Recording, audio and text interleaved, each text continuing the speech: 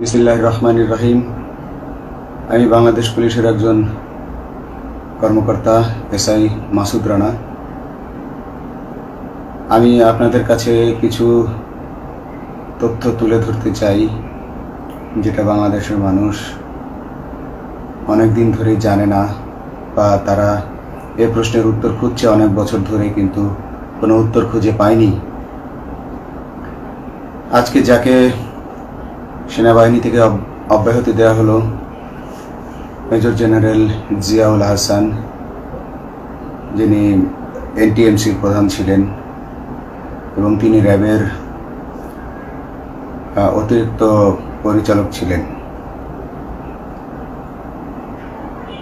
অতিরিক্ত পরিচালক অপারেশন। তিনি মেজর থাকতেই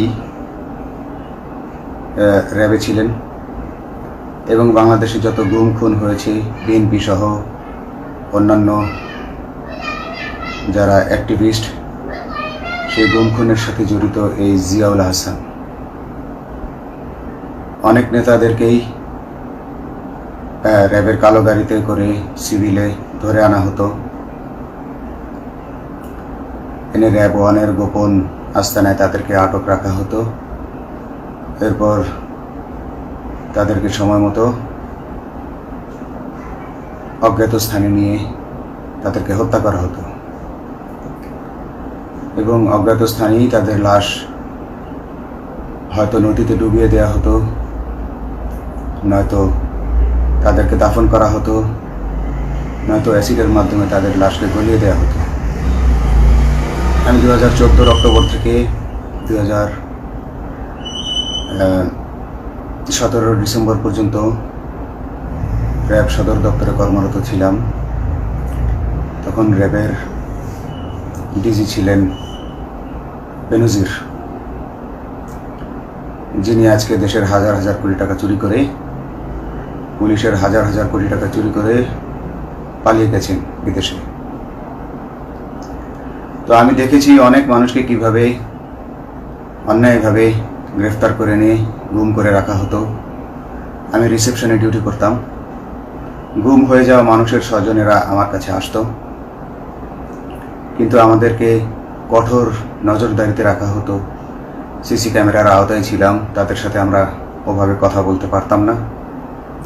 তাদেরকে কোনো তথ্য দেওয়া নিষেধ ছিল আমাদের জন্য, কিন্তু তাদের স্বজনরা আসলে এসে যখন এখানে কান্না করতো, আমি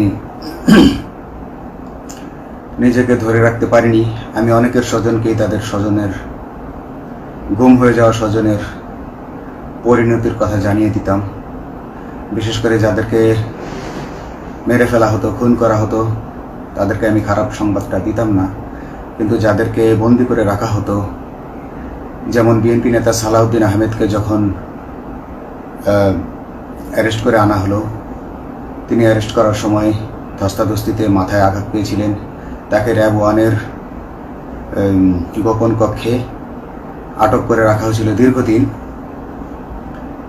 এরপর তাকে এক সময় ভারতে পাচার করে দিয়ে আসা হয়। তাকে অজ্ঞাত কারণে হত্যা করা হয়নি। তার ফ্যামিলি এসেছিল, তার স্ত্রী হাসিনা আহমেদ, তার ভাই গিয়াসউদ্দিন আহমেদ। ওনারা আমার কাছে বেশ কয়েকবার এসেছেন। আমি কয়েকদিন ওনাদের এই উদ্বেগ, উৎকণ্ঠা, আমার সামনে বসে কান্নাকাটি দেখে আমি থাকতে পারিনি। আমি ওনাদেরকে কৌশলে আমার ফোন নাম্বার দিয়ে আমি ওনাদের সাথে দেখা করে ওনাদেরকে জানিয়ে দিই যে সালাউদ্দিন সাহেবকে হত্যা করা হয়নি, উনি জীবিত আছেন এবং ওনাকে হত্যা করার সিদ্ধান্ত নেওয়া হয়নি। এই সিদ্ধান্তগুলো যিনি নিতেন তিনি হচ্ছেন বর্তমানে মেজর জেনারেল জিয়াউল হাসান, যাকে আজকে অব্যাহতি দেওয়া হয়েছে। শুধু অব্যাহতি যদি দেয়া হয়, তাকে যদি বিচারের মুখোমুখি করা না হয়, তাহলে এই আন্দোলনের, এই স্বাধীনতার কোনো মূল্য থাকবে না।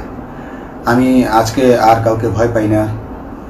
আমি আজকে বিশ্বাস করি যে আজকে আমাকে এই সত্য বলার জন্য কেউ গুম করে দিতে পারবে না, এই সত্য বলার জন্য কেউ আমাকে অ্যারেস্ট করবে না। সেই কারণে আমি বুকে সাহস নিয়ে আজকে কথাগুলো বলছি। আপনারা যারা বিএনপি নেতা ইলিয়াস আলীর অপেক্ষায় আছেন, তাদের জন্য দুঃখজনক সংবাদ। তাকে অনেক আগেই হত্যা করা হয়েছে।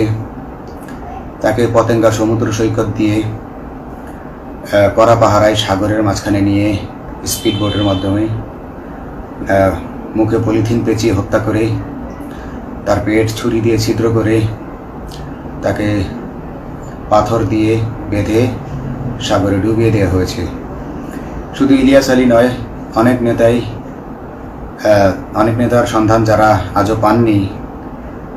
কিছু মানুষ তো ঘর থেকে উদ্ধার হয়েছে, কিন্তু যাদেরকে আপনারা পাননি তাদের সবার এই করুণ পরিণতি হয়েছে। আমি যদিও তারা এই কাজগুলো অতি গোপনে করত এবং র্যাবের অন্যান্য শাখার কর্মরত কর্মকর্তা কর্মচারীরা এটা জানতো না, কিন্তু আমি অত্যন্ত বিচক্ষণভাবে আমি এই খবরগুলো নিতাম, কারণ আমি জানতাম এগুলো একদিন আমি প্রকাশ করতে পারবো। এবং এই দিনটার অপেক্ষায় ছিলাম আজকে এত বছর, মানুষের কাছে সত্য প্রকাশের। বাংলাদেশের মানুষ জানুক যে কারা খুনি, কারা এত মানুষকে গুম খুন করেছে, এই দেশ থেকে এই দেশে ত্রাসের রাজত্ব কায়েম করেছে। তারা মাদকের ক্রস ফায়ারের নামে যে হত্যা ট্র্যাডিশন চালু করেছিল, এই ট্র্যাডিশনের উদ্দেশ্য ছিল বিরোধী দলের লোকজনকে হত্যা করা। কারণ পুলিশ এবং সেনাবাহিনীর অনেকেই মানুষ হত্যা করতে ভয় পেত, তারা এটাতে অভ্যস্ত ছিল না। অনেকেই অনেক সাহসী, কিন্তু একটা মানুষকে হত্যা করার পর তারা আর ঘুমাতে পারতো না, তাই তারা এসব কাজ করতো না। কিন্তু খুনে হাসিনা কিছু মানুষকে এভাবে হত্যা করতে করতে পুরস্কৃত করার মাধ্যমে হত্যা করতে অভ্যস্ত করে ফেলে। তারাই এই গ্রেফতারকৃত এই গুমকৃত মানুষদেরকে গুলি করে হত্যা করত। এবং তারা এতটাই নিষ্ঠুর যে তারা এক একজন কয়েক শত করে হত্যা করেছে। এবং এই মানুষগুলোর সংখ্যা বেশি নয়,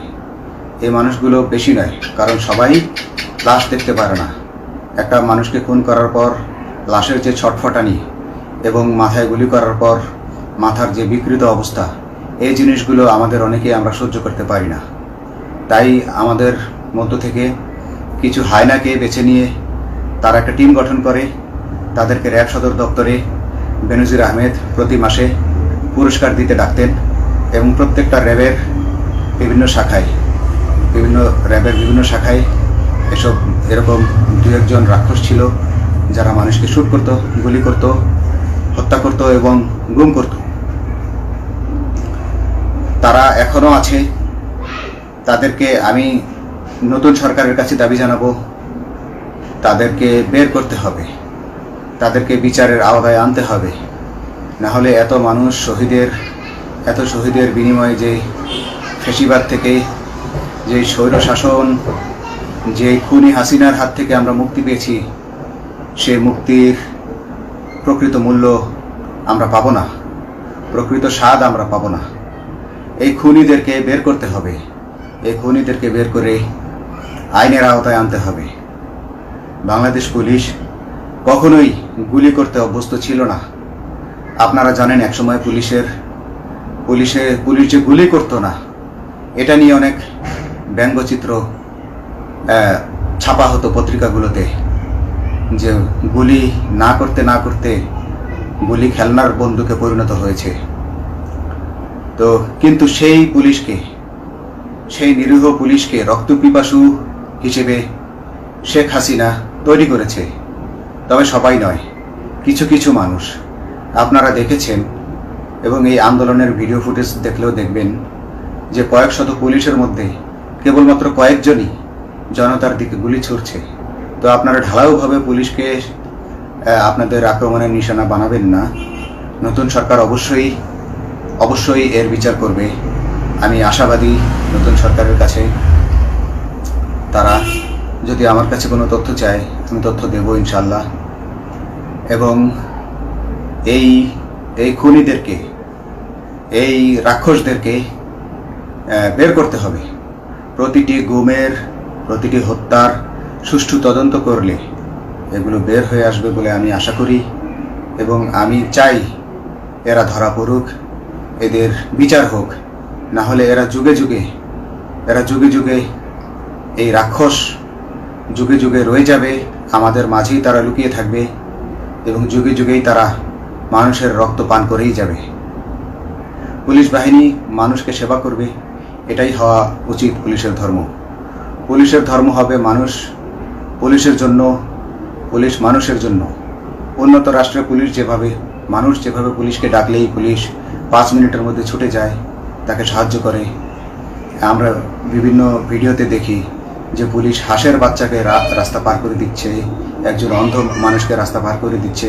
বাংলাদেশের পুলিশ এমনটাই করতে চায়, আমরা এমনটাই করতে চাই, কিন্তু সেই পরিস্থিতিতে আমাদেরকে রাখা হয়নি। আমাদেরকে রাখা হয়েছে দৌড়ের উপর, আমাদেরকে রাখা হয়েছে বিভিন্ন অন্যায় কাজের উপর, বিভিন্ন অন্যায় আদেশের উপর। কেউ যারা মেনেছে তারা ভালো ভালো জায়গায় পোস্টিং নিয়ে থেকেছে, যারা মানেনি তাদেরকে খারাপ জায়গায় পোস্টিং দেওয়া হয়েছে, কারো চাকরি হয়ে হারিয়েছে, কাউকে সাসপেন্ড করে রাখা হয়েছে। আমি নিজেও একজন এমন বৈষম্যের শিকার, অন্যায় মিথ্যা মামলার শিকার হয়ে আমি নিজেও বর্তমানে সাসপেনশন অবস্থায় আছি এবং এই সাসপেনশন অবস্থায় থেকে আমি আল্লাহর কাছে শুকরিয়া জানাই, কারণ এই সাসপেনশন থাকার কারণে আমি ছাত্র জনতার আন্দোলনের সাথে সংযুক্ত হতে পেরেছি।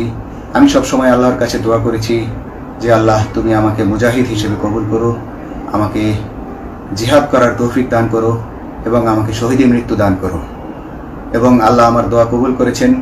আমি ছাত্র জনতার সাথে এই জিহাদে অংশগ্রহণ করেছি, ছাত্র জনতা সফল হয়েছে। আমি গর্বিত আমি এই আন্দোলনে একজন পুলিশ অফিসার হয়েও আমি অংশগ্রহণ করতে পেরেছি। তো যাই হোক, আমি চাইব যে বাংলাদেশ পুলিশের, র্যাবের যে সকল কর্মকর্তা অগণিত মানুষের গুম খুনের সাথে জড়িত ছিল তাদেরকে ধরা হোক, তাদেরকে আইনের আওতায় আনা হোক। আমাদের মতো অনেক অফিসার আছি যারা এসব কুকর্মের সাক্ষী, আমরা সাক্ষ্য দেব। আমরা এখন আর ভয় পাই না। আমরা আসলে যে ভয় পেয়েছি তা নয়, আমাদের বাহিনীতে টিকে থাকাটা জরুরি ছিল। জনগণের স্বার্থেই আমাদের বাহিনীতে থাকা জরুরি ছিল, কারণ আমরা যদি বাহিনী থেকে আউট হয়ে যেতাম তাহলে এসব তথ্য আমরা জানতে পারতাম না এবং জনতার কাছে পৌঁছাতে পারতাম না। জনতার কথা বলতে হলে, জনতার সাথে থাকতে হলে আমি পজিশনেও থাকতে হবে। এই জন্য অনেক কিছুই প্রকাশ করিনি, কারণ আপনারা ভালো মতোই জানেন যে অনেক সেনাবাহিনীর মেজরকেও গুম করে দেওয়া হয়েছে যারা মুখ খুলেছে। আমি তো একজন সামান্য সাব ইন্সপেক্টর, আমাকে গুম করে দেওয়া তাদের 1 সেকেন্ডের ব্যাপার ছিল। তো আমি এখন বিশ্বাস করি যে এখন সেই দিন, সেই কালো মেঘ সরে গেছে আকাশ থেকে, আকাশ মুক্ত হয়েছে, এই দেশ জালিমের শাসন থেকে মুক্ত হয়েছে। আল্লাহ তাআলা আমাদের উপর রহমত বর্ষণ করেছে। অগণিত মুসলিমের দোয়া আল্লাহ তাআলা কবুল করেছেন, অগণিত 18 কোটি মানুষের দোয়া আল্লাহ কবুল করেছেন। নইলে এইভাবে হঠাৎ করে 15 দিনের মধ্যে 15 বছর ধরে গড়ে ওঠা রাক্ষসের পতন ঘটা আল্লাহর রহমত ছাড়া এটা কখনোই সম্ভব হতো না। আমি আল্লাহর উপর ভরসা রেখে বলছি, আপনারা নতুন প্রশাসনকে ঢেলে সাজান, পুলিশ বাহিনীকে ঢেলে সাজান। এই সিস্টেমের মধ্যেই, পুলিশের এই সিস্টেমের মধ্যেই গণ্ডগোল আছে, নিয়োগের মধ্যে গণ্ডগোল আছে। আপনারা এই সিস্টেমগুলো পরিবর্তন করুন, আপনারা এই সিস্টেম পরিবর্তনে সাহায্য করুন এবং পুলিশ ডিপার্টমেন্টে যত ডিপার্টমেন্টাল পরীক্ষা আছে এগুলো তুলে দেন। এই ডিপার্টমেন্টাল পরীক্ষাগুলোর মাধ্যমে আমাদের ঊর্ধ্বতনরা আমাদের গলা সবসময় চিপে ধরে রাখে, ঠিক আছে? সেজন্য আমরা তাদের কাছে সবসময় আটকা থাকি। এজন্য আমরা অনেক কিছু বলতে পারি না, অন্যায়ের প্রতিবাদ করতে পারি না। তো এই সিস্টেম পরিবর্তন জরুরি। ডিপার্টমেন্টে কোনো পরীক্ষা থাকা যাবে না। কনস্টেবল হতে যারা একটা নির্দিষ্ট সময় পর তার বিভিন্ন কোর্স করানোর মাধ্যমে তার প্রমোশন হতে হবে। সাব ইন্সপেক্টরে ভর্তি হয়ে 5 বছর পর ইন্সপেক্টর হিসেবে পদোন্নতি পাবে, তার 5 বছর পর সহকারী পুলিশ সুপার হিসেবে পদোন্নতি পাবে। এভাবে আইন পরিবর্তন করতে হবে। তাদেরকে দক্ষ করে গড়ে তোলার জন্য বিশেষ কোর্সের আয়োজন করতে হবে এবং সৎভাবে বাঁচার জন্য সঠিক বেতন কাঠামো এবং ভালো কাজের জন্য পুরস্কার এর ব্যবস্থা করতে হবে। বিভিন্ন যে চোরাই মাল মাদক উদ্ধারের জন্য সেক্ষেত্রেও বিশেষ পুরস্কারের ব্যবস্থা থাকতে হবে এবং বাসস্থান এবং যানবাহন, পুলিশের যেই ব্যয়টা হয় সেটা হচ্ছে বাসস্থান এবং যানবাহন। পুলিশ আমরা নিজের বেতনের টাকা দিয়ে মোটরসাইকেল কিনে চাকরি করতে হয়, এই বিষয়টা যেন না করতে হয় এবং সরকারি বাসস্থান যদি আমাদেরকে দেয়া হয় তবে আমরা বেতনের টাকা দিয়ে আমরা মানুষকে সেবা দিতে পারবো, সৎভাবে চলতে পারবো এবং দেশের মানুষকে সন্তুষ্ট করতে পারবো ইনশাআল্লাহ। তো আমি আপনাদেরকে প্রথমে যেই তথ্যগুলো দিয়েছি গুম খুনের বিষয়ে, আপনারা এই তথ্যগুলো অনুসন্ধান করুন, অনুসন্ধানে টিম গঠন করুন। প্রত্যেকটা গুম খুনের বিচার হতে হবে এই দেশে। যারা আটক ছিলেন অনেকেই হয়তো এখন আয়নাঘর থেকে মুক্তি পেয়েছেন, কিন্তু যারা দুর্ভাগ্যের শিকার হয়ে মৃত্যুবরণ করেছেন তাদের আত্মীয় স্বজনরা, তাদের প্রতি আমার সমবেদনা রইল।